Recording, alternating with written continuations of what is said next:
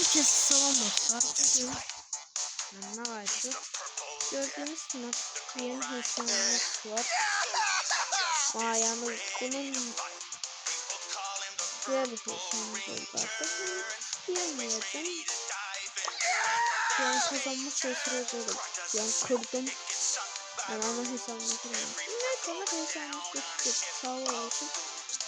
Her baksana bu arada yani.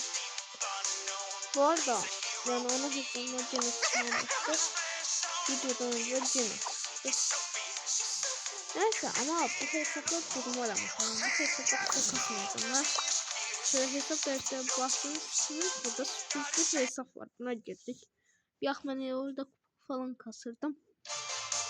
Yumurtaya falan kasırdım.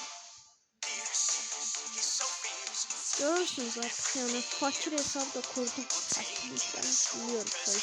Yani fakirlikten biliyorum. Yani direkt fakir hesap ismini yaptım. Neyse ama bu hesap da yani şanslı çıktı. Bakın yani bu hediyelerden yani destansı bir tane kostüm çıktı. Yani bu hediyelerden efsane falan kutular, hediye kutuları. Yani onlardan efsane çıktı. Bak kostüm. Destansı kutularda. İnanmayanına getirip göstereceğim. Ve bunun bir tane kostümdü. Bu arada helal alacağım. Destansıdır. Bu arada ben Overseeing Preset'e hesabına bonus bonus kostümünü almak istiyorum. Aslında bu da alabilirim. Bir de kardan adam çıkardım. Her kadar özerim sanırım. Bence bura boğa. Çünkü orada boğanın kostümü var. Overseeing burada kardan adam çıkar.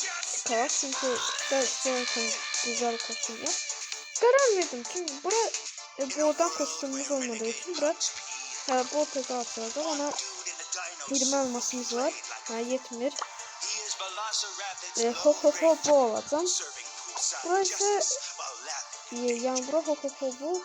Burası hesabı ise limin o hesabı alamazsın. Yetti bu şey. Neyse o limin bu hesabı hesabı kardan adamı çıkardım. Çünkü açık olsun. Neyse onun yani o şey kapatacağım da. Valla harita yani biraz yani sana çok açmak istediğim için yani bu onu açmak istiyorum. Önce ve kasmak istiyorum. Ama bir varsa bir neyse masa taktık fakir hesapta. Can't believe I have to do this. Back on the grind. Hadi. Get away from me. Evet. Wow, hardcore. Don't look at me. Kaçmasın gel.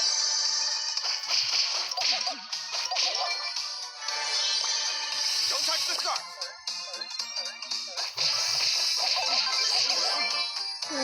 Bunu da kestik.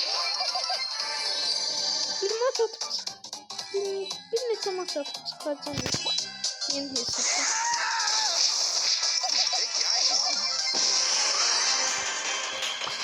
Back on the grind.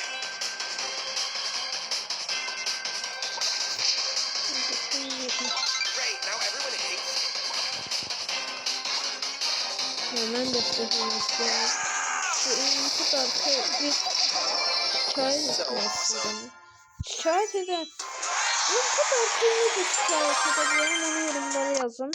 Yani onu şikayet edip anlamak istiyorum yani. Çok isterim bu.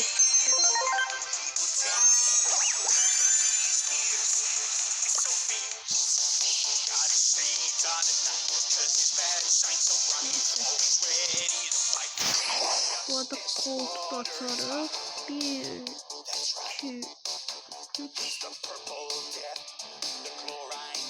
Neyse.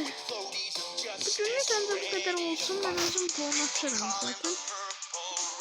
Yani bu hesabı açtım. Çünkü sabırı bu hesabı gösterdiğim için yani boş kalmak istemedim. Fakir hesabı açmak istedim. Bu arada fakir hesabı şimdi.